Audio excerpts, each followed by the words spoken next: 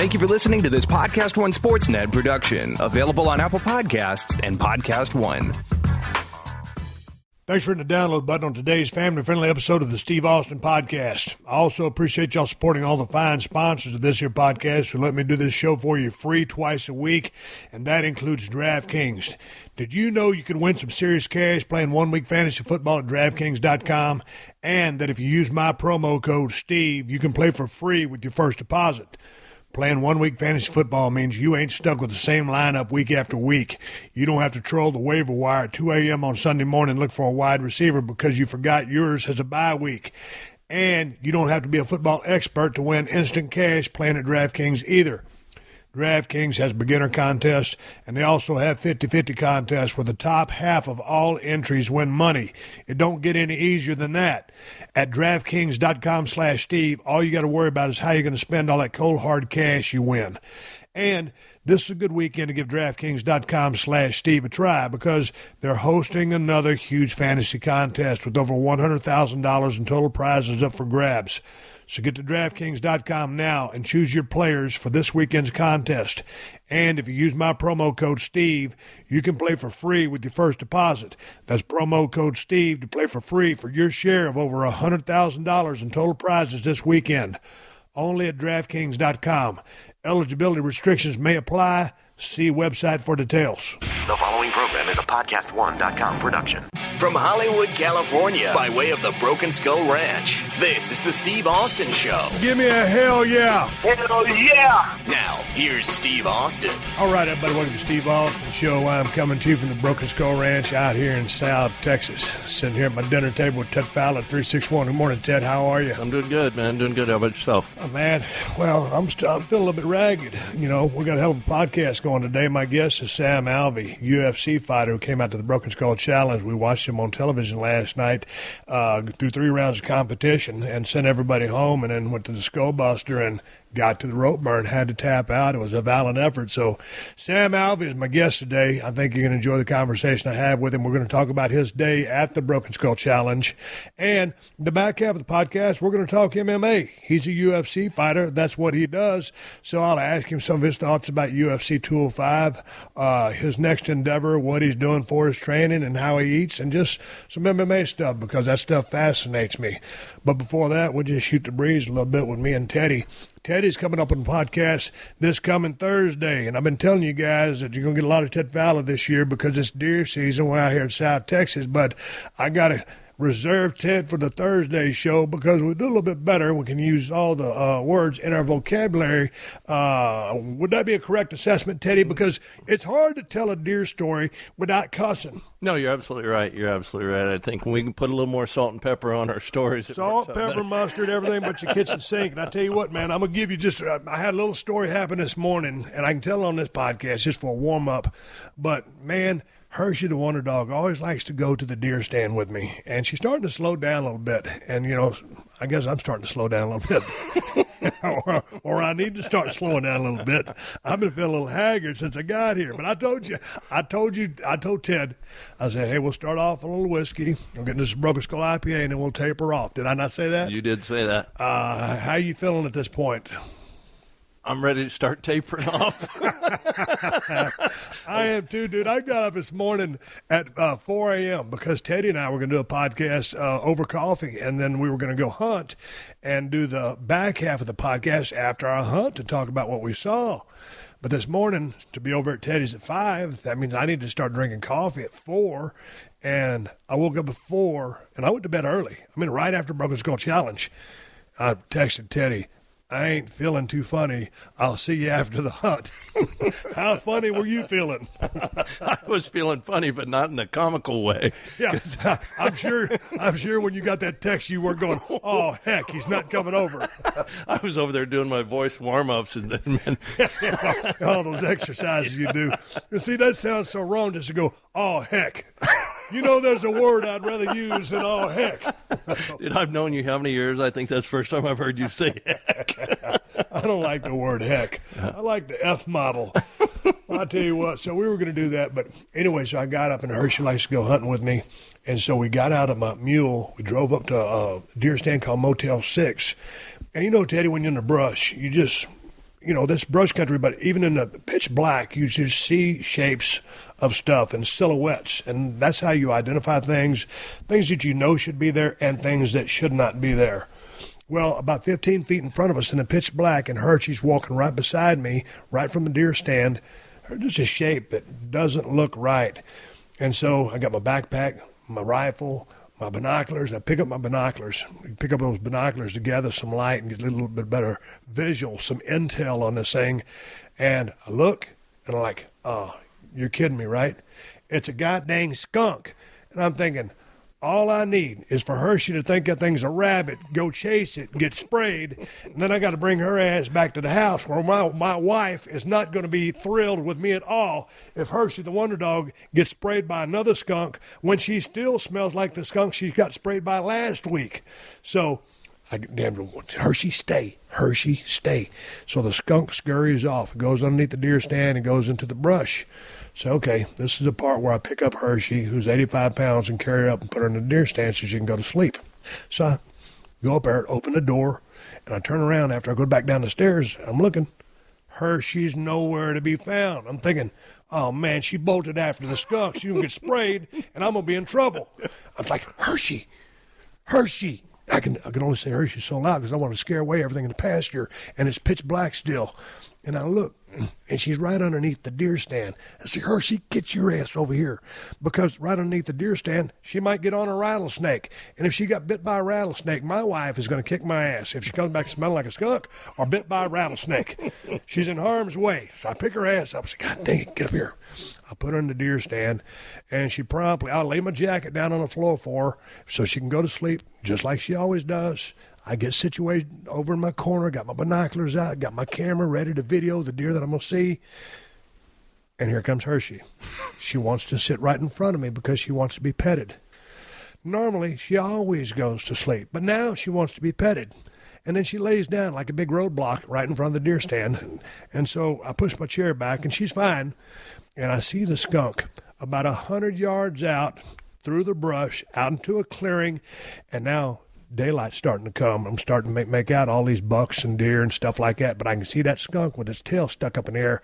And I was thinking, boy, if there weren't so many deer out in that field that I need to look at when the sun comes up, I sure would like to fire around over in the general direction that skunk to maybe scamper it off a little bit. You know what I'm saying, Ted? Yeah, whistle one across his bow just to get him out of there. If I'd have done that, I'd scared away my deer. But after that last skunk sprayed Hershey, 5-7 days ago, I mean, Teddy, when a skunk sprays your dog, your pride and joy, my best friend, my hunting partner for the last, man, me and Hershey been hunting together for 10 years. Then you made it personal. And when you make it personal, everybody knows the promos I cut when you mess with Hershey the Wonder Dog. I'm going to whoop your ass. So, skunk, if I see you again out there fiddle farting around, you going to smell 150 grain whistling by. Duck. To be forewarned is to be forearmed. Don't be spraying my damn dog no more. Teddy, was you hunting any good today? You been seeing any hogs? Because the hogs on the east fence line, there's some big-ass holes over there, and they're everywhere. You know, this morning before it got to be first light, same thing, I could see a form out there in the field, picked up my binoculars and looked, and there is a single hog standing directly underneath the corn feeder. Like, you know, if he had a watch on, he'd be looking at it going, this thing ought to be going off any moment here, kids. Come on. Yeah, and that just screws up your whole hunt. But he started digging a hole, right? That was one yesterday morning. But here's the thing. Over on the east fence line, there's 3 big-ass holes. One of them's about 18 inches deep. I ain't never seen a pig or a hog dig a hole. What are they using? Because the ground out here, and parts of it is like granite. That's how hard packed the dirt is. Are they clawing and scratching? Are they using their snout? What are they using? That hog yesterday morning was after it with both front feet. I mean, digging like a dog. He was really going to town. And then he'd stop and he'd stick his head down in the hole and kind of root around a little bit, and then he'd go back to digging with his front feet. So I think primarily that's what they use. Okay, now when they're rooting around in the ground, were they digging for worms or what? It got to be that, a worm or a grub or something like that, I would think. Well, many things really irritate me, and every time I tell my wife, I said, you know what, we really need to thin these guys out a little bit. And he goes, well, they live here too. They're just pigs. Yeah, but when you're riding around in your buggy, your Kawasaki mule, and you fall off of one of them holes, or you're in a tractor mowing the bank of that tank out there in front, and all of a sudden you fall off in a big hog waller, and you feel like the tractor's going to tip over and make you fall into the water pond, it's a real come-to-Jesus moment. You know, I think that had a lot to do with why the front end of my buggy, needed to be repaired, because you're tooling along through the grass and you don't see those holes and you fall off in it. It'll really shake things up. What do you think that caused that hole in the west fence line you just got finished repairing? I think hogs pushing that fence up. But then as soon as they get that fence pushed up, like that was pushed up about two and a half foot. That was one of the biggest holes I've ever seen in the fence. And then it's real irritating when you see deer start going through there because they see the opportunity. Correct. And hey, believe me, we're trying to keep our deer in here and the neighbor's deer out because we don't want their deer, because I know what we got. And we've been working at this 9 years, and from what I've seen so far, in just a few short days, we've been sitting in stands, and we're not taking anything yet. We're just looking to try to take inventory and get another count after we did that aerial survey from the helicopter. But man, there's been some awesome deer. What we do out here at the Broken Skull Ranch is every time we go hunting, we take video cameras with us, and we video all of our deer. And so that way everybody gets a heads up on what's out there. I've been very disappointed in the performance of my wife, who thus far has not gone into a deer stand yet to video anything and help us. Now, my wife is not a hunter like Ted and myself are, but she loves to sit in a deer stand and watch. Kristen, do you think by chance, maybe before December 31st comes, you might go out in a deer stand at some point in the future? Yeah, if you guys let me off the hook for dinner and cleaning. If we let you off the hook for dinner and cleaning. First of all, remember, you love to cook. Didn't she say this last night, Ted? She did say that. Yeah, and cleaning, we all do our share of cleaning out here. That's what we work our asses off. We're like the three-person crew out here that keeps this place going. Well, there's wasps in those things. The wasps are there every year. We've been doing this 9 years. There's nothing that happens out here that you don't know about. Yeah, they're really bad this year, though. But the deer are really starting to move. Are you going to get your tail out there? Oh, you're going out tonight? Yeah. That's a statement. Okay, if she doesn't follow through on that statement, you're going to hear about it on the podcast that me and Teddy are going to do on Tuesday night. Teddy, I thought we'd uncork some deer stories. I got to go back a few days and make sure I remember all the ones that I wanted to talk about over a couple of adult beverages over at your place over there, and laid down an Unleashed podcast for Thursday. That's an invite to be on the show, Ted Fowler 361 on Twitter and Instagram. Teddy, are you going to accept my invitation, or just like my wife not going to a deer stand, reject the invitation?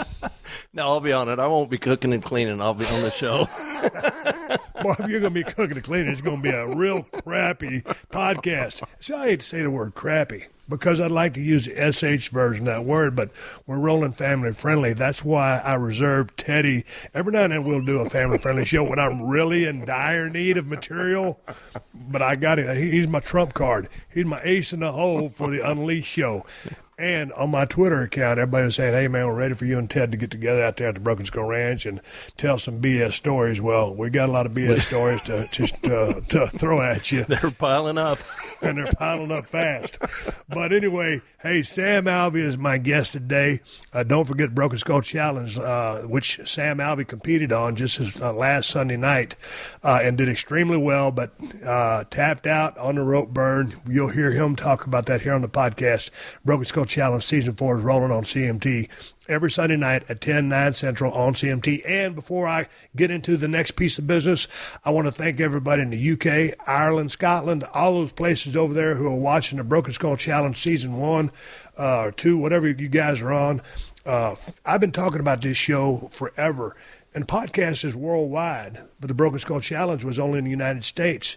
So now it's starting to go out all these places, and you people are finally hearing what I've been talking about, and the responses have been crazy. So thank you very much for supporting the show. I appreciate it very much, and I'm glad that you like it. It's a badass show. I just got some emails from people in Canada asking if they're ever going to get the show. I don't know. Email CMT or your cable or whatever satellite provider and ask them if they're ever going to play it over there. It's a hell of a show.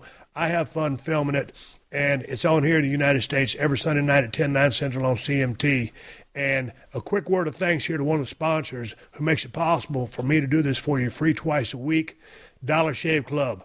I know y'all know about the amazing and affordable Dollar Shave Club razors that get delivered right to your front door every month. All you got to do is sign up at dollarshaveclub.com/Steve. But razors ain't the only thing you need in the bathroom. I know you need shower stuff too, and Dollar Shave Club knows it too. That's why they've come out with a new line of shower products called Wanderer. They got shampoo and body wash, and you won't smell like no perfume farm after you use it. The fragrances are unlike anything else you can buy. They're subtle and actually smell like real natural ingredients. The body wash is mint and cedarwood, so you won't smell like no teenager getting ready for his first date. You'll like the fresh, natural-smelling scent. Give it a try, and once you're in the club, you'll see. The Dollar Shave Club products work amazingly well, and their service is world-class. They ain't no long-term commitments, no hidden fees, and you can cancel whenever you want. And right now, they're giving away a 1-month trial of any of their razors for just $1 with free shipping. And after that, it's just a few bucks a month. Start your $1 trial today at dollarshaveclub.com/Steve. That's dollarshaveclub.com/Steve. What do you believe? Would you have had the courage of Muhammad Ali to take on the government based on principle? Or could you find the resolve of Tommy Smith and John Carlos and raise your fist in defiance? Would you have been tough enough to hold your sisters down like Billie Jean King? I'm Chris Webber. Join me every Tuesday on my podcast, Fearless or Insane. We'll discuss sport, athletes, and their impact on society, politics, and culture. Download on PodcastOne, PodcastOne.com, and iTunes. The Steve Austin Show is brought to you in part by Great Clips. At Great Clips, they want you to love your haircut. That's why they created Clip Notes. Notes that tell them what you like, so you get your same great haircut every time, anywhere. With Clip Notes, no matter which stylist cuts your hair, you'll get the haircut you want. Great Clips. It's going to be great. Steve Austin, Unleashed. All right, here we go. I'm sitting here talking to Smiling Sam Alvey, UFC fighter. Just came out to the Broken Skull Challenge. He's over in Temecula, California. I'm out here in South Texas at the Broken Skull Ranch. Sam, good morning, sir. How are you? Oh, I'm doing fantastic, sir. Thanks for calling. Hey, man, Broken Skull Challenge was on last night. You were one of the participants. Did you get a chance to watch the show? Yeah, I watched every minute. We had a little party out here. I live tweeted during the whole thing, too, so it was a lot of fun. Got a real good reception from my end. So how was the party? I mean, people didn't know what was going to happen, so what did they think about the results? What did they think about how you did as the 3 rounds kept progressing? You know, it was kind of funny. After every round, everyone would cheer. So, yeah, Sam, you're the greatest thing ever. And then I failed to climb a rope at the end. I'm going to be hearing about that for a while. Yeah, because you're no stranger to ropes. None at all. Hey, but let's shoot the breeze here for a second, because I think most of the people that listen to my show know that I'm a huge MMA fan. So to have a guy of your caliber come out there to the Broken Skull Challenge and compete was just wonderful for us. And you and me hit it off pretty much right off the bat. As you know, I treat everybody the same. But I think it was right before we was about to go into the first round of ripoff. And, you know, normally people are kind of, wondering about the task at hand. And if I believe it was you that said, Steve, what is wrong with your elbow? Yeah, that was me. We were just about to do it, and my God, you had like a softball popping out of there. Man, I just saw it on television last night. I knew it was going to look like crap, and this is my family-friendly show, and it did. But nonetheless, I still had that water on my fluid. I got that drained a few weeks later after the show, and now it's refilled back with fluid, so it's kind of almost back the way it was. But nonetheless, I'm okay. Me being such a big MMA fan, were you a fan of the show? How did you even hear about the show? Yeah, I had seen the show a couple times before, and it was always fun to watch. But when it came time to apply, I was actually, fight week. It was fight week. I was in South Dakota about to fight Eric Spice, and I was just playing around on Facebook, and I saw an app saying, apply now. So I applied, and, I'm kind of dehydrated and hungry all week, so I didn't apply all that well. I just wrote, I fight in the UFC for, like, every answer that it was asking me. I'm a UFC fighter. I've been on TV. I was on stuff like that. And I wasn't expecting them to get back to me, but they got back to me pretty quick, and we set it up. And then I actually did the show 2 days after I fought Kevin Casey. How did you feel coming into the Broken Skull Challenge? Did all the depletion and all the training take it out of you? Yeah, I was tired. I did the broken skull. I had a broken foot, dislocated thumb, and I turned 30 this year. I had hemorrhoids. I've never had hemorrhoids in my entire life, and I woke up like the morning of after my fight. It's like, what the hell? Heck. You can say hell. It's a family-friendly show. You can say hell, though. Hey, so how was the casting process for you? I mean, was this the first type of thing like this you've done, or you just do all these things just at random? I do as many as I can. You know, a few years ago I was on The Ultimate Fighter, but it was a whole different casting process for that. Here for Broken Skull, I had to do a lot of Skype interviews. I talked to 4 or 5 different people. I made some videos for them after they got back to me, and it was fun. It was fun even getting to know the cast a little bit of the show. I mean, there's a lot of work that goes on behind the scenes that people never see. And then that being said, you know, like every time before we start a competition, you know, I'll get all the competitors together, always round everybody up and say, hey, man, this is going to be a long-ass day. The show lasts for 60 minutes, but you're out here, as long as you stay out here and you keep winning, it's going to be an all-day process. And it turns out that's what it was for you. How was the process for you? Because I tell everybody, hey, stay hydrated. If you need sunblock, use it. If you need a bathroom, ask for it. How was just that part of being out there? I know you make your living in Temecula, California, but you're out there in the hot desert sun, standing around. How was that for you? Enjoyable? Just strenuous or taxing? What? You know, enjoyable isn't the word. You know, that I was getting to do it was kind of enjoyable, but it was hot. I mean, it was 114 degrees in the shade, and there wasn't much shade. And it was a long day. It was a dirty day. But you know what? Especially for me, it was worth it. Got to hang out all day and put on some good performances. So it was a lot more difficult than I thought it was going to be going into it. So were you a ball of nerves going into this thing? Because you got 3 rounds of head-to-head competition, and as duly noted, you are a UFC fighter. You fight for a living, so I'm sure no one intimidates you. But what were you thinking when I did the drive up, and you guys are doing your warm-up shots, you're kind of grouped together, and then here I come rolling up on a Ram Charger? What's going through your mind? You know, at that time, I was sizing everybody up. When I did the interviews, I wasn't fighting, so I was a little bit heavier. And they asked, well, what are you going to be? And I said, I'm probably about 220. Well, I wasn't expecting it to be 2 days after my fight. So I was sitting at around 200, 203, something like that. So as soon as I saw who all was there, everyone was a little bit taller than me. Everyone was a little bit thicker than me. So I was really just sizing everybody up. So were you wondering, like, hey, man, I wonder what the 3 challenges are going to be? Because, you know, you never know until I say, hey, this is what the challenge is going to be. Did you have some favorites that you wanted to participate in? Not so much that I wanted to do, but what I didn't want to do, there's the trench one with the water. Yep. I didn't want to do that after seeing everybody. I didn't want to get wet so early in the day, so I was very thankful that didn't happen. Okay, what were your thoughts when you found out the first challenge was going to be rip-off? I thought it was made for me almost. I mean, that's essentially what I do every day for a living. Is I roll around and I try and beat the other guy. So that was I felt a great advantage for me. There was a contestant there that had a very vast jiu-jitsu background who didn't do so well against a guy who was just a well-rounded athlete, and he went to his back, and the other guy went to work on him.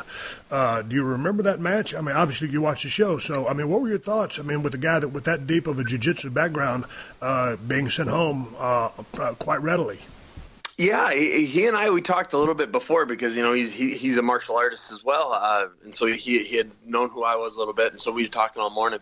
And I almost wanted to corner him, you know, because I corner all my teammates and everything here at the gym. Yeah. I almost wanted to jump in and start, no, do this, do that. But he started playing for guard and, you know, pulling guard, wrapping your legs. And I thought it was just a wrong strategy for that. You want to be on top. You start wrapping guard, you just put those bands in the other guy's reach. So it was, you know, I was glad I didn't have to go with him first. But I think I probably would have had the same result seeing what his strategy was. You were, I think you were the third one to go. Did you watch, and I tell this to everybody, if you get a chance to not be first, you get a chance to scout either the event or a future opponent. Did you watch the first two matches before you and say, hey man, I was thinking about doing this, but it looks like this might be a better technique or strategy? Not for the first one, but for the second event we did, that one I was happy I got to go second on. Okay, so you went against Chris, and you won that match, fairly quickly.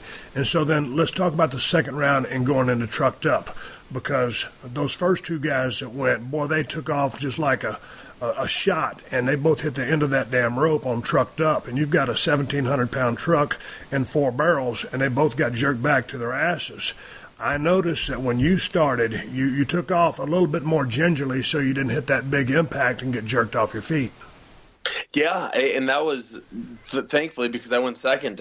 My opponent in that one, he still took off and got knocked back. But after watching the first two go, there was no reason for it. And the big boy, what was it, the one who won? He almost looked like he hurt his leg in that. So went a little slower, and then as soon as I dug in, I started just going balls to the walls, trying to drag that truck in those barrels. And really, with Caleb's background, that's kind of what he does. I thought maybe he's going to have an advantage of this. And, man, you just put your head down. Once you got all the slack out of that rope, started dragging that truck and the barrels down there. Tell me about that process, because, once you're pulling heavy weight, you're out there in a hot California desert sun, and then you get the friction of those barrels dragging against the earth. By the time you got about 15 feet from that bell, how were you feeling? Were we in your lungs yet? I felt good throughout that whole thing. I didn't get tired. My arms still felt good. I just one foot in front of the other, one hand in front of the other, and kept going. And once I saw him start fading off a little bit, I started breathing a little easier even. Okay, hey man, let's talk about round 3, because we got the crates, and then you're going to move into the pit. And it was Smiling Sam versus DeFonte. And man, I tell you what, DeFonte, as you said, looked like he's built out of granite. What were you thinking? Just, sitting there talking before we started doing business and going into the crate and to the pit, because this guy came from a football background, but he was an athletic specimen for sure. Yeah, honestly, when you said the crates reached 600 pounds, I kind of thought you were exaggerating. So, they're not going to. They were every bit that heavy. Dude. As soon as I started lifting, I was like, oh, my God. And so my strategy kind of changed. I thought, okay, I don't have to be first. I'm not going to be able to lift this crate faster than he will. I can just get to the thing within a minute. And then I started going faster than him. I said, ooh, this is kind of nice.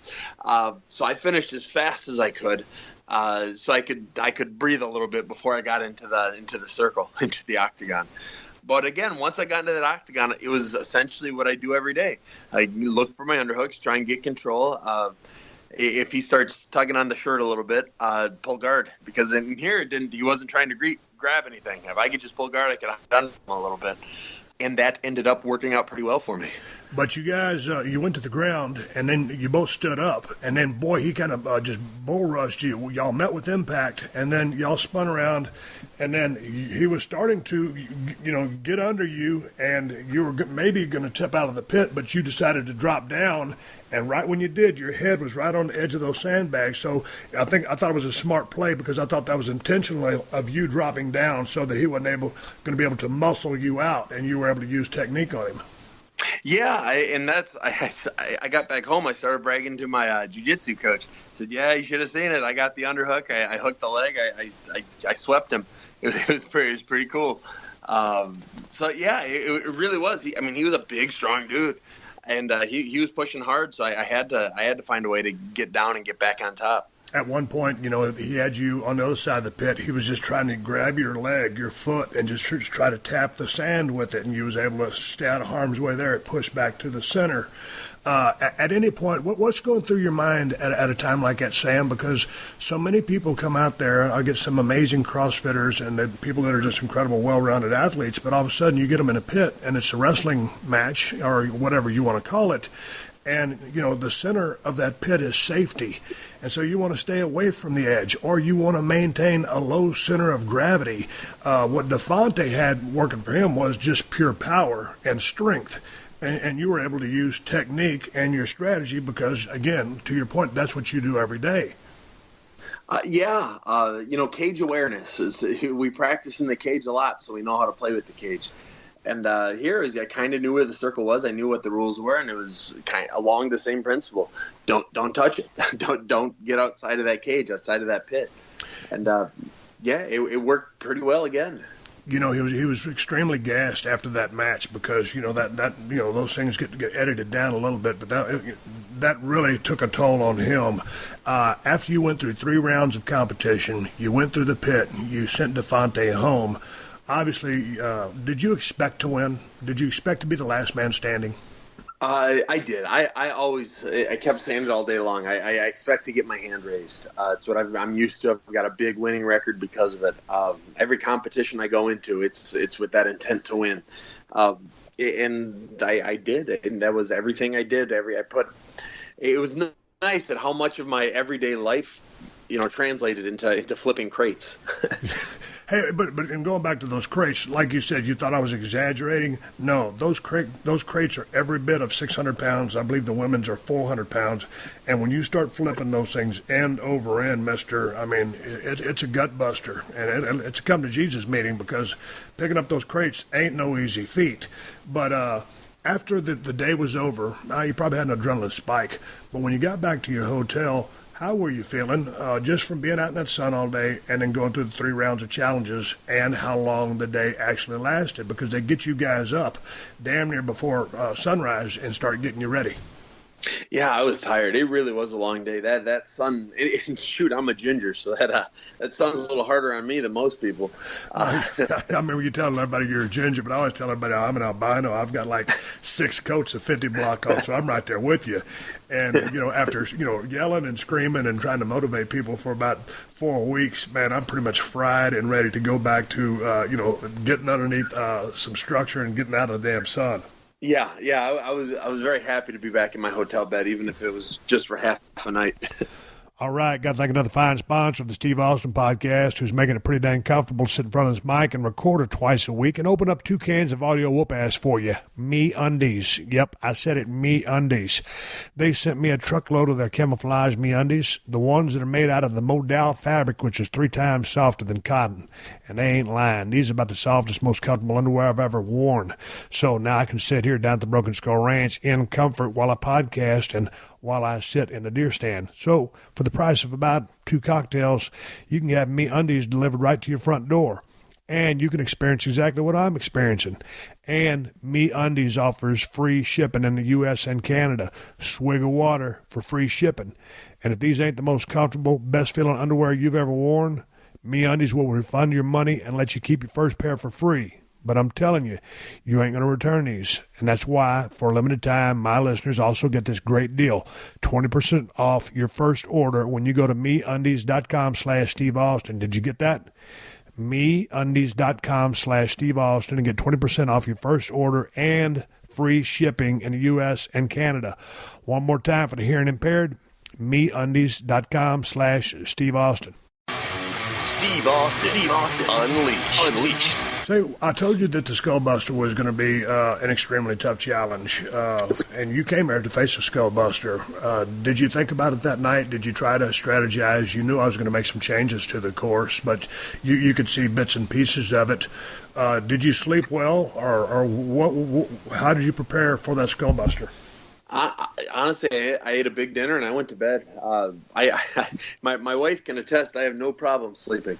When I hit the pillow, I'm out. So I slept real well, and that was kind of my strategy: just rest, relax a little bit. At this point, I've been working pretty hard for the last 2 weeks because of the fight and everything, and it was nice to finally just lay down and relax for a night. Hey, coming down that ridge, and you're about to run the Skullbuster. What were you feeling? Anxious, excited, ready, nervous? When I met the champion and you guys told me what his time was, I'm not gonna lie, my first thought was, by God, I don't know if I could run this thing that fast, let alone do all the obstacles and everything. So my strategy did change a little bit once he told me how fast he did it in, and it was really more of I want to complete it. I don't want to not complete it. So the first obstacle, they didn't show it last night, but I stepped down off of the first obstacle because I didn't want to fall that early. I got my feet backwards a little bit, and it was more difficult. Or maybe it wasn't the first. The first was the mud. It was the second, the dome, where you're climbing through the dome. Right. I stepped down off it because I really didn't want to fall that early in the race. And it was at that point where I said that there's no way I'm going to beat his time, but I can't embarrass myself. I'm a UFC fighter. That's what I do. And so I readjusted, and I just pushed through as best I could. The 45-degree incline, I felt like I started with a real good pace. Towards the top of it, I slowed down a bit. No, you had a good pace on that Skullbuster, but let's start off at the top and start off with the backbreaker. That's a 75-pound log down a quarter-mile road, and this is an obstacle course, and you're an MMA fighter. So, man, the way it's kind of shifted, we started off with a whole lot of CrossFitters, a lot of Spartan racers, some Tough Mudders, and all of a sudden these OCR racers start coming out here. And I've got some people that just are premier CrossFit athletes, and all of a sudden they get out on an obstacle course and they don't know how to pace themselves. What were you thinking with respect to pace? You know, like you said, you hear the time, 6:33, and the task at hand, half-mile course with 10 grueling obstacles, you know, and you pick up that 75-pound log in kind of an unorthodox fashion, and then you throw it over your shoulder. So all of a sudden, let's just say you're 50 yards down that hill carrying that 75-pound log. What's going through your mind? Just keep going. Just keep going. He said, if you slow down, it'll happen later in the course. Start off fast, finish fast. It's the middle part that you can cruise a little bit with. Okay, mud bath. You made the swing. You landed on the post. You regathered yourself, grabbed a second rope, swung across, and then you came to the dome. And you could hear audibly you say, "Damn." Because you can see the structure, but you get a chance to walk around the structure before you run it, but you don't get a chance to really see, feel, or touch anything. You can just get a chance to observe it. Once you get in there, you have to navigate a path, make decisions, and you think, hey, let me go immediately up. Well, you can't really go up. You got to go sideways. So how was the totality of that dome on you? The dome was rough. It was probably one of the harder obstacles. And watching a couple other people do it afterwards, maybe I just made it hard on myself because a couple of those people seemed to just knew exactly what they were doing. But yeah, it was rough. Like I said, I started off and I got my feet backwards and I couldn't switch them on the wall, so I had to step off. But once I figured out where everything should go, I just just a matter of climbing up and not letting go. Okay, the pyramid is a 30-foot tall structure, 30-degree angles, military-grade cargo, netting. You come up and over that, and then you get to the Nutcracker. And while I'm watching you run this Nutcracker, you go up at ascending post, and you make a save on the first go. But I'm telling you, I'm watching you do this first pass on the Nutcracker, and you look like you're starting to gas. It hurt some. Like I said, I had broken my foot a few days earlier in the fight. A lot of that stuff was making my foot real uneasy because you have to be on your toe or your heel or the side of your foot. It kept rattling my foot every step I took.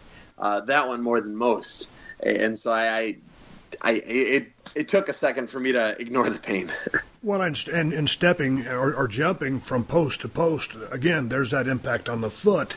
And in that one part, I thought it showed a great display of core strength when you're kind of strung out and you was able to right yourself. And then all of a sudden, you do the articulating arm. You're going up the articulating arm, and before you can jump, bam, a hard landing, and it's a restart element. What were your thoughts when you'd done all that work, moved the articulating arm, and then missed the landing? Oh, I was pissed. Yeah, it was like, oh, my God. But, I ran back as fast as I could. I wasn't going to waste any more time. And I kind of thought, God, I hope that looked cool at least. But,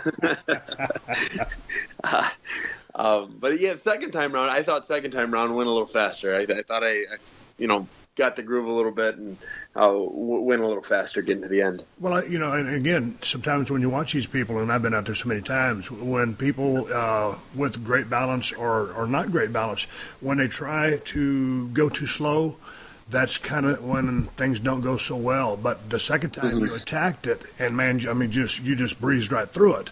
I mean, obviously the handrails were a little bit tough, your triceps were a little bit gassed, but when you attack that thing, it seems like things go a little bit better. Yeah, and that's, after watching, I didn't realize it as I did it, but watching it when I did, that was definitely the case. Okay, lightning bolt, basically, it's just monkey bars. How was your grip strength at that point? I still felt good at that point. That one, I was never really worried about that one. I do enough pull-ups and stuff on pull-up bars that I didn't think that one would be that big of an issue. Okay, pushovers. We've got the monster-sized walls, and this is kind of like a version of the crate, but they're like big dominoes. It's almost like making dominoes fall, but those walls are a lot heavier than you would think they would be. How was that? You have to push them down, run over the top of them. Yeah, it was exactly that. It was far heavier than I thought it should be. I started pushing, and it's like, I'm really gonna have to dig in for this.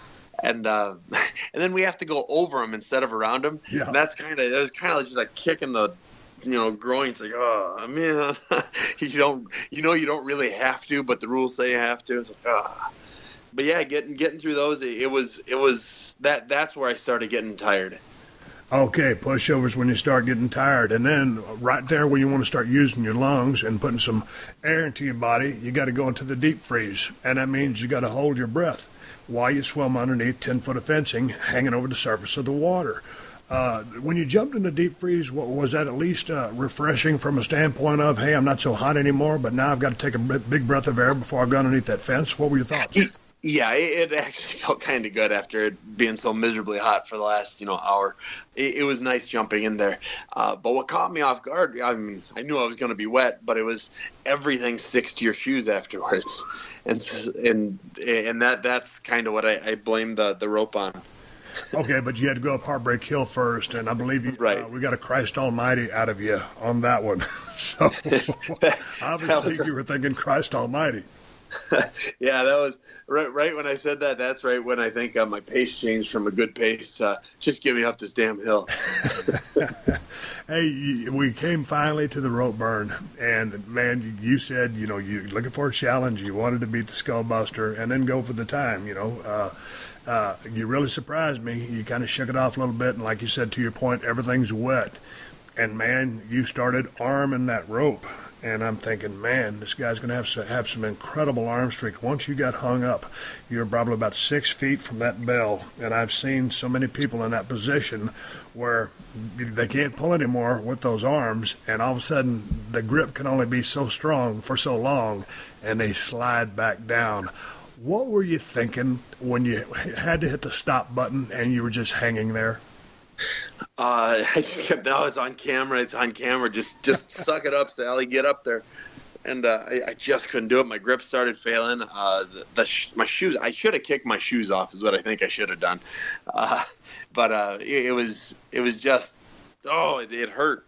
And I slid back down, and they didn't, they little bit of editing in the show. I sat down for a good 5 minutes just trying to catch my breath, trying to relax. And on my second attempt, I jumped up for half a second, and I knew it wasn't going to happen. So, because you're an MMA fighter, I said, Sam, are you tapping out? Just had to rub the salt in the wound, didn't you? I just had to make it applicable to what you do. So you tapped out, but you climb ropes in training, correct? I do all the time. Yeah, usually it's a warm up and a cool down. I'm always climbing ropes. Hey, so sum up your experience at the Broken Skull Ranch. Did you have a good time? Did you learn anything about yourself? How was the experience? It was a great time. I mean, it was fun to see how my sport, my profession, really, translates into other athletic things. I know I'll never be a basketball player, but you know what? After doing this course, I think maybe I could do some more of that obstacle course, Spartan race kind of stuff. Hey, man, but I got to give you a lot of credit. I mean, for coming in just a few days after a fight with everything that you had to go through for that fight, and then have the broke foot or the damaged foot to go through 3 rounds of competition and beat the Skullbuster. I think that speaks volumes to your competitive nature and your talent. Well, thank you very much. It's just part of what I do every day. You know, I always joke with the MMA fighters. We never get any of our injuries looked at. We just wait till we something else so we can forget about the first one. And that was kind of it. I still haven't had my foot looked at because I got home from the Skullbuster and I got another call for a fight, a month later. So I never got the foot looked at. I just ignored it for a while, and now I'm working on getting it healed. Did you have any of your MMA friends or cohorts reach out to you and say they saw you, or they're too busy watching MMA? No, I had a bunch of them. My Twitter erupted last night. I got, 100 or 200 tweets from different UFC guys or Bellator guys.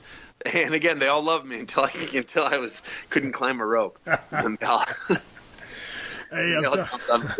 I'm talking to Smiling Sam Alvey. I'm going to take a break right now and come back with Sam if he's got time and talk just a little bit of MMA. Sam, you got time? I sure do. Okay, got to give big ups to Diamond Dallas Page and his DDP Yoga.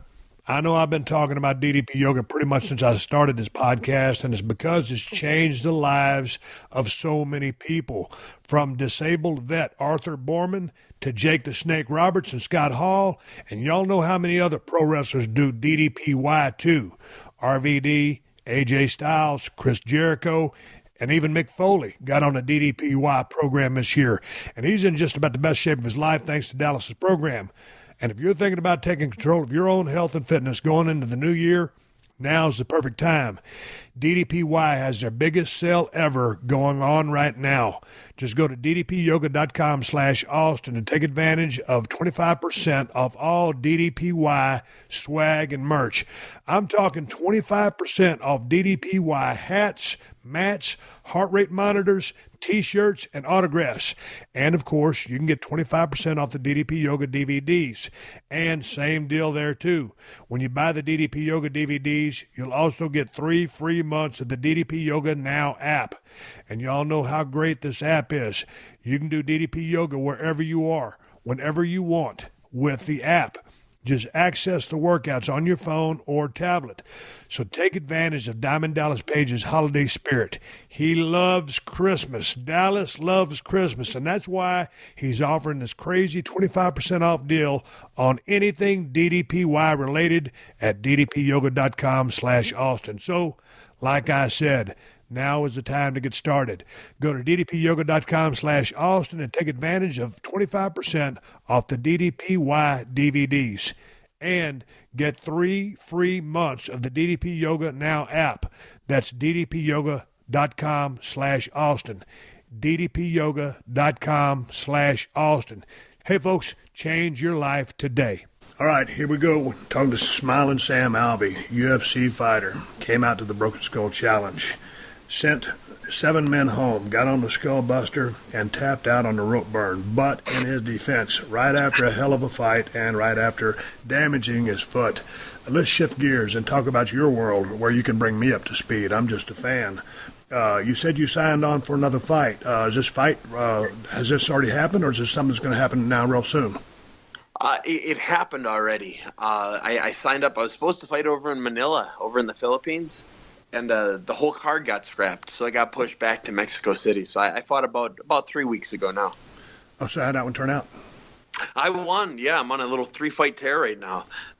It was a good fight. The elevation got to me a little bit because Mexico City's up at it's about a half a mile higher than Denver, or a mile higher than Denver. So the elevation got to me a little bit, but it was a good fight, and I got my hand raised again.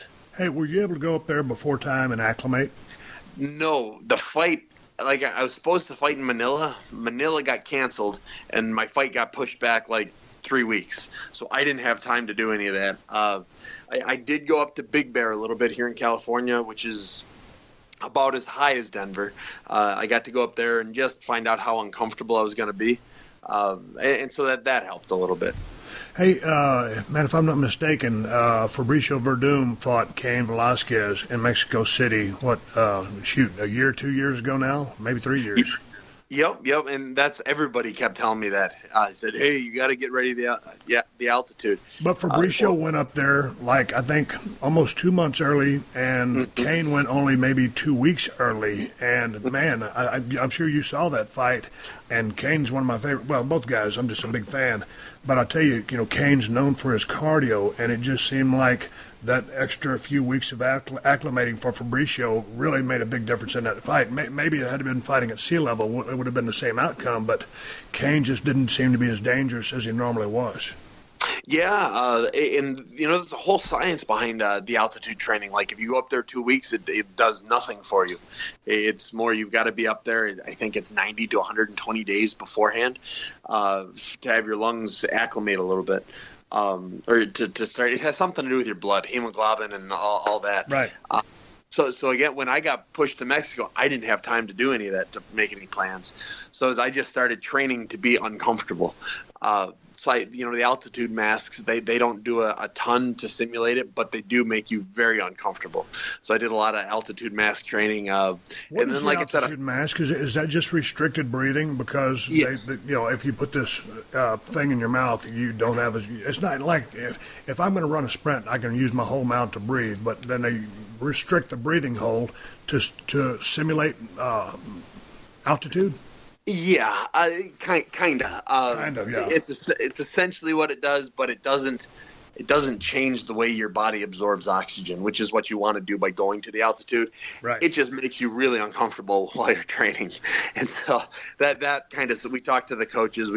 My strength and conditioning coaches. They told me everything that I could do, and they said just make yourself as miserable as you can for the next 3 weeks, and hopefully it'll show up in the fight.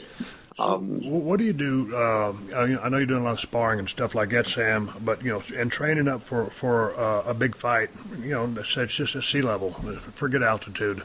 What is the best thing, cardio wise, for MMA other than in fact sparring? The sparring and a lot of rolling, that is the best thing. But I love doing circuit training. We do a lot of I fight 5-minute rounds. I'll do 5 different exercises. 1 minute an exercise with a minute off. I'll try and simulate the fight as best I can. And if it's a guy who's real strong in the upper body, I'll do more upper body cardio. If it's a guy who's going to kick a lot, or if I expect I need to kick a lot, I'll do a lot more kicking drills as far with that circuit training. But the circuit training is really where it's at least for me. I talked to a lot of the CrossFit athletes come out there, Tommy Hackenbrook and some of the guys that were very successful, and man, they were all about the burpees. And I would ask them, Tommy, I said, why do you like these burpees so much? I said, no, Steve, we don't like them, we hate them. He goes, they're just very effective. Are you a burpee guy? Do you employ any of that in your training? Not so much. The other thing about my training is I have problems. I mean, I'm so sore constantly. The motion of going up and down like that, I don't know if I can do it most of my camp. So burpees, I'll do some if I have to, if my coaches say I have to, but I really try and avoid the big up and down motions. Oh, dude, I kind of do too, just because the beatings I put my body through, the burpees, not something that's very user-friendly to some of the injuries that I have. And still, probably, 7 months out from rotator cuff surgery. I was 4 months out when we filmed that show, and I looked like crap. I was mad about that, but it was what it was.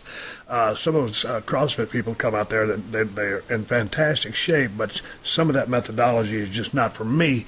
In training for MMA, Sam, you have your coach. Does he dictate exactly what you do, or do you have any say? I mean, because he's going to try to make you as uncomfortable as possible. What does he do to as far as rotation or to keep you from overtraining? Well, my strength and conditioning coaches, they run that side of things, so they kind of watch the overtraining. And something I didn't know until recently, they were telling me, is that overtraining, it's an actual thing. It's a physical thing. It's not a mental thing. He said your body will actually be over, and so he watches all that with me. But then my actual MMA training, I've got plenty to say with it. I know, if something's hurt, I have to work around it. I talk to my coaches, I talk to my sparring partners or my training partners. And so it's very fluid. Anytime something's hurt, I try and use something else. And my coaches are pretty good with that. If you're training you train for a living, you fight for a living, How long of the day is geared towards strength and conditioning, and how long of your day is geared to either rolling, jiu-jitsu, wrestling, striking? How many, and in totality, how many hours are you training a day, Sam? Depending on the day, I'm between 4 and 8 hours a day of training. The strength and conditioning, I do about 4 hours a week, depending on where I am in the camp. So the guys I work with, Dynamic Fitness, they're fantastic. They've got it down to, they have it a science. Depending if I'm 8 weeks out to 4 days out, they know what I'm supposed to be doing, when I'm supposed to be doing it, and how much of it I'm supposed to be doing. So I really, Brian and Kevin, they're going to be so jealous I'm talking to you. Brian and Kevin from Dynamic Fitness, they organize everything for me as far as the strength and conditioning goes. The MMA training, then I use my jiu-jitsu and boxing, Muay Thai coaches a little more. And they, if my hand's a little sore today, we'll work, the cross instead of the jab, or the this instead of that. So it's such a physical sport. You're training to be perfect for 15 minutes. Outside of that 15 minutes in the octagon, you feel terrible. Okay, then what are you weighing right now, Sam? Right now I'm at I fought about 3 weeks ago, I'm about 210, 211. Okay, let's say you're 210. From a nutritional standpoint, working out as much as you're working out, who's handling the nutrition end of your diet? George Lockhart is his name. I know George. Yeah, he's I call him my nutritionalist. I'm talking to him now about maybe getting him out to my next fight, whenever that might be. Okay, then to fuel all these workouts, how many calories does he? I'm not talking about stripping down and cutting weight to get ready for the fight, but just to maintain that 210, what are you eating? Between 2,000 and 2,500 calories a day. Again, it goes on to if I'm having one of my hard days where I'm working out, 6 to 8 hours, as opposed to one of my lighter days where I'm only doing 4 hours. But that sounds a little bit light for all that activity at 210. Well, I've always got to lose weight. I mean, and I've got to be able to function. If ever I'm feeling like I need more, he's real cool. He lets me text him to call him whenever, and he'll tell me what else I need to eat. Usually it's like a handful of nuts. Eat that. But because it's not just maintaining. I'm never maintaining weight. I'm either getting bigger or trying to get smaller. So I've always got to be losing weight. Hey, man, tell me about the cutting weight process, because I've never done it myself. I mean, I did a kind of a minor one for a photo shoot one time, but depending on how heavy you are, how agonizing is that? Because you talk about your trainers, you want to be as uncomfortable as possible, and they're trying to get you ready for a fight. To me, and from some of the stories I've heard, and especially for some people who really have a lot of weight to cut, that sounds agonizing. Yeah, I always joke, I'll fight for free, but you're going to have to pay me a bunch to cut weight. And that's the truth. It's terrible, especially that final week when you're eating almost nothing. You're eating enough to function. Into that last cut where you're cutting, I try and keep it under 10, but I've had to do 10, a couple times before, and it's terrible. I do the hot bath as opposed to the sauna if ever I can, and I do 20 minutes at a time. I get in that hot water as hot as I can physically stand. I get into that water, and I just sit there for 20 minutes. And I lose about 2 minutes every 20 minutes, and then I'll go lay on the floor and, say, oh, please just kill me. And then I'll crawl back in, and I'll do that until I'm on weight. And what do you fight at? I fight at 185 pounds. Okay. That whole process, how much does that take out of you heading into the fight the next day? I don't think it takes anything out of me. The only time I've ever felt depleted was when I was on The Ultimate Fighter, that the UFC asked if I could get to 170. And UFC asks, you say yes. So I found a way to get to 170. And then I felt depleted. Then it was pretty rough. But I'm so used to doing what I do, and I know how my body works. I really feel good in that cage. Hey, last time you and me were direct messaging each other on Twitter, Dan Henderson was about to go over to England to fight Michael Bisping for the title. And I was trying to get up there to Temecula to talk to you guys. Couldn't make it. Had a bunch of stuff going on. Obviously, the fight has happened, and Michael Bisping retained. But Jesus Christ, I mean, Hendo, like he said in the interview, if you judged, a fighter by how he looks after the fight, then clearly it looked like Hendo won the fight. When you got back, when Hendo came back from the fight, what was y'all's conversation? He was disappointed. He really was. Everyone said, good fight, good fight. He knows this was a good fight. He earned his keep in that one. But, he was pretty disappointed in himself. And so the rest of us said, listen, you've done more in this sport than Michael Bisping or anyone else could ever wish to do. You've held a title in everything Zuffa that has ever owned except the UFC. And he knows it. He's not taking it too hard, but he was very disappointed in how he felt the fight went and how two of the judges thought the fight went. Man, I thought the one time, and this is me, a guy from pro wrestling, okay, I thought the one time he hurt Bisping, then tried to put him away, but couldn't. I thought he gassed there, and I thought maybe had he not tried so hard to finish him, but been more patient, maybe that would have been the difference. What are your thoughts on that? Yes, this is me being an armchair quarterback. No, I know. Hindsight is absolutely probably should have held off. But in that moment, yes, sir, he was one punch away from finishing the fight. If he had landed any of those punches cleanly, Bisping would have. Bisping might still be asleep. And so it's kind of the chance you have to take. It didn't pay off that time. But he really thought it would. All of us thought it would because that's how it went the first time they fought. When you're watching a fight, and a guy like Hendo, who you're very good friends with, are you going through the punches yourself, almost throwing? And I don't imagine you're sitting still. Yeah, it's funny. When I fight, I'm relaxed, I'm calm, I am not sweating at all.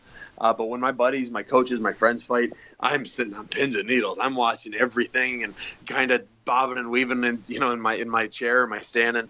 And it's way more fun watching my friends fight than it is myself fighting. Hey, did you watch the UFC 205 event?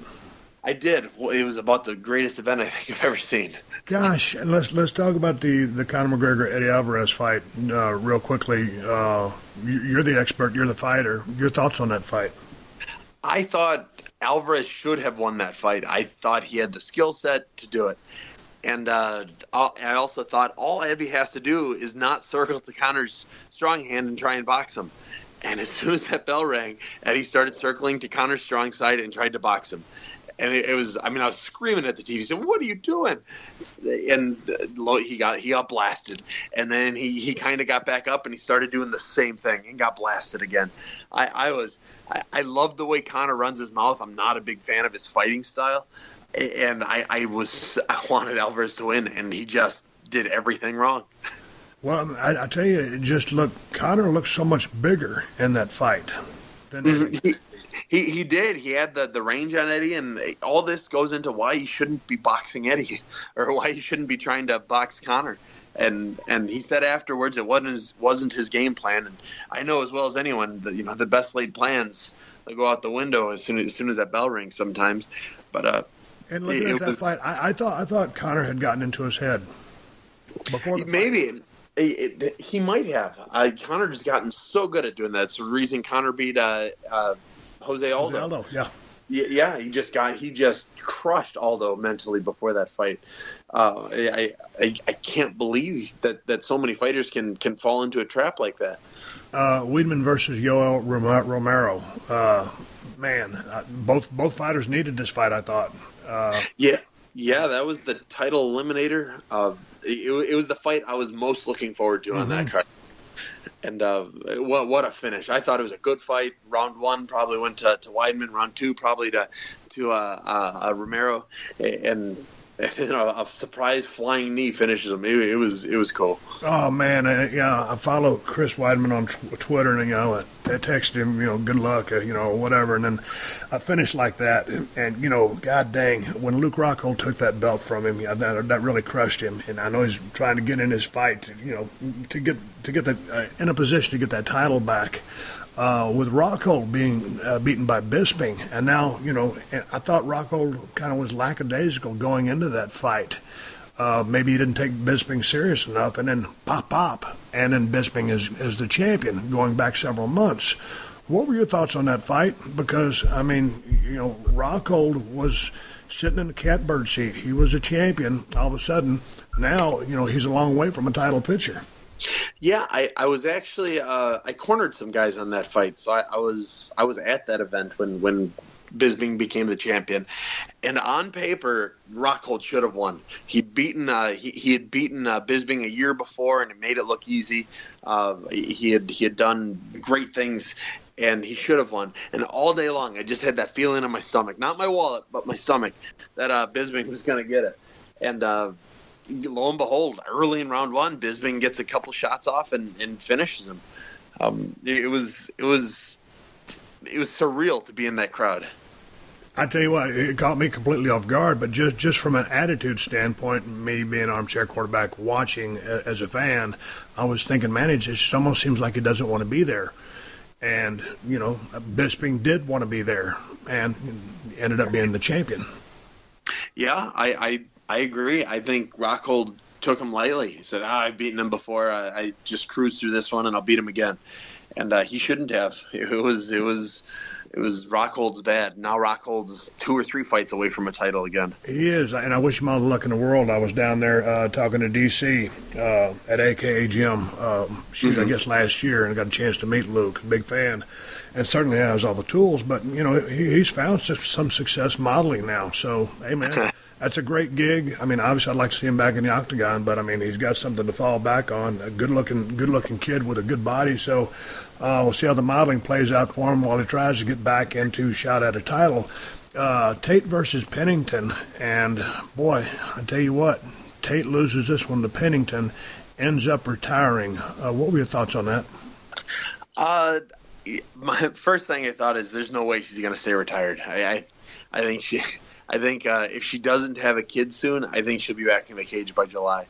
You're not going to retire off a loss like that. It was kind of a one-sided fight, but it wasn't that exciting. You don't want that to be your last fight. So I think she fights again, but she probably wants a kid. She's at that age where she's got to start thinking about it. But, she's only 30 years old, but she's been around forever because she's never gone away. And she just, man, when she was able to win the championship from Holly Holm, choked her out right there in the last round. And then, gets defeated by Amanda Nunes. Your thoughts on Nunes versus Rousey? I hope Nunes wins. I just don't think she will. I think she'll do what every other girl except Holly Holm does: blitz right into Rousey and get taken down, then armbarred.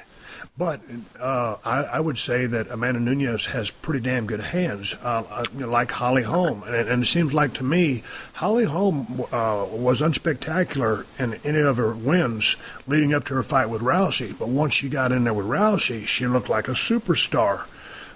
So maybe, sometimes I think when these dominant champions are beaten, there's kind of the code is broken. Okay, well, here's the recipe, or this is what it's going to take to beat that person. I think it was Holly's boxing skills, and I have deep respect for Ronda Rousey. So you don't think that the hands of Nunes are dangerous to Rousey as long as she maintains distance and doesn't allow her to grasp her and go for that patented armbar? If she follows a good game plan, I think she'll be fine. She hits hard, but I just don't think she'll follow the game plan. I think the fight will happen, and she'll do what every other girl does, except for Holly Holm. She'll blitz in immediately, try and clinch, and get taken down. I think Holly Holm, she's got so many kickboxing fights, so many fights like that she can maintain that game plan, and she did. She kept that distance. She backtracked. She went forward. She did it according to plan perfectly because she's got so many fights. A lot of the female division, a big record is 10 fights, and that's not that big a record. Hey, let's talk about the women, the lightweight women. Is that the strawweight? Yeah. I can't pronounce her names. Can you? Joanna Jędrzejczyk? Yes, from Poland, and yeah. Kolkowicz from Poland. Man, the champion, very dangerous. The other, Kowalkiewicz, didn't seem quite as athletic as the champion. But by the fight's end, clearly the champion won. But it seems to me like Kolkowitz ended up being the babyface in that match just by the way she would stand so unassuming, with her hands together behind her back between those rounds with just this complete composure on her face. Great sportsmanship by both ladies, and obviously the champ is just phenomenal. But I thought the challenger really made a case for herself, maybe for a rematch, but to me, coming from a pro wrestling world, got over with the fans just due to the fact that she was very composed, very classy, and talented, and beautiful. Yeah, I think she did too. She made a fan out of me. I like Joanna, and I love to see her as the champ. But I think the other gal, Kolkowitz, that's a hard name to say. I apologize for botching both. No, that's all right. You're saying it better than I can. She did impress people. She stayed in there. She even rocked Joanna once or twice in the later rounds. But I do think she lost the fight, and if she wins another one, I wouldn't mind watching a rematch. Hey, what's next for you, Sam? I'm hoping to fight soon. I'm keeping myself as light as I can so I can fight on a week's notice if I need to. I like keeping busy. In the last half of 2016, I've been very busy. So I'm just hoping to fight again as soon as I can. Okay, you're 210 right now. Are you super strict with your diet? Has George Lockhart got you on a program, or hey, as long as you're around the 210 area, you can kind of freelance it? Starting today, I'm going to be super strict on everything. I fought 4 times in 4 months, and so I haven't had any time to eat anything. I've been dieting for like the last 7 or 8 months. It's been ridiculous. So the last couple of weeks, I've laid off everything. I've eaten junk food and McDonald's and pizza and this and that. And so now starting today, I'm gonna go back to my yogurt and kefir diet. The yogurt and kefir diet. Sam, it was good talking to you, and I had a blast hanging out with you at the Broken Skull Challenge. It's funny because you get a chance to, I'm impartial out there. I treat everybody the same, but the longer people are able to stay around and the more time I'm able to spend with them. Then on that Skullbuster, it's a little bit of one-on-one. So it was great hanging out with you and talking to you after the Skullbuster, after those 3 rounds. When I get back to California from Texas after the new year, man, I'd love to shoot over there to Temecula and sit down. If Hendo would do the show, do a 3-way, just sit there and shoot the breeze and talk MMA. Yeah, that'd be great. I'll even sign Hendo up right now. Whenever you can make it in, I'll make sure he's around too. He's probably, I know he's an avid hunter, as I am. I'm down here in South Texas chasing these whitetails. Is he out hunting, or is he in a gym? What's he doing? He got back from his hunting trip about 2 weeks ago, and now he's training for a big jiu-jitsu match with Jon Jones. Oh, really? Yeah. It's coming up. I want to say December 10th or 11th, right somewhere in there. He's got a jiu-jitsu match against Jones at heavyweight. And what league is that? It's Chael Sonnen's league. I don't remember the name of it, but it's Chael Sonnen's baby. And so he puts on the super matches, but in jiu-jitsu. And since Jon Jones is suspended for another 6 months, all he's allowed to do is jiu-jitsu. Hey, what did you make of that suspension? I think it was probably too late. I mean, I know he says it was an accident or it was cross-contamination. He's a cheater. He's popped as a cheater twice before. He's a cheater. So I wouldn't be. I like watching him fight, but if he's stuck in jiu-jitsu for the rest of his life, it would be fine with me too. Man, I tell you what, he's a gifted kid. He's a great fighter, and it just keeps running into problems. I thought the suspension was light myself. When you're a UFC fighter or an MMA fighter, you get a Nike sponsor. I mean, come on, man. That opportunities like that don't come around real often, and then to just keep running into harm's way, getting yourself into trouble, man. With a kid with that much talent, that young. And, you can throw it away very quickly. And so, we'll see what happens out here. But hopefully he comes out of this tailspin and gets his act back together, because I hate to see anybody with so much talent waste it. Yeah, I agree. I hope somebody corrects him, figures him out and rides him hard, because he needs it. He's a fun fighter to watch. I always did like watching him. But outside of the cage, he's got so many problems. And, dude, I was a hellraiser back in the day, and I got into my fair share of problems. But, it's kind of like, maybe like a Mike Tyson kind of thing. When Cus D'Amato was around, he kept Mike out of trouble. When Cus was gone, Mike started getting into trouble. And Mike and I are actually pretty good friends. I ran into him in Marina Del Rey the other day, and we gave each other a big hug. We worked a big angle back in our wrestling days when he refereed my match with Shawn Michaels at WrestleMania 14. So, anyway, I thought the suspension was light.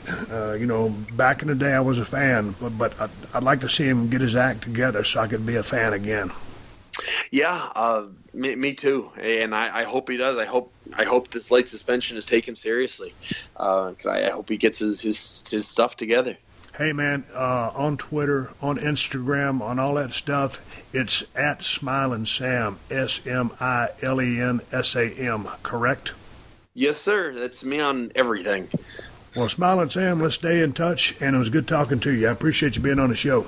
Hey, thank you so much for having me on the show, sir. Take care, Sammy. All right, bye. All right, everybody, give me the go home cue. It's time to wrap up this podcast and ride off in the sunset. Before I do that, I want to thank Smiling Sam Alvey for joining me here on the show today, talking via Skype from Temecula, California, out here to the Broken Skull Ranch.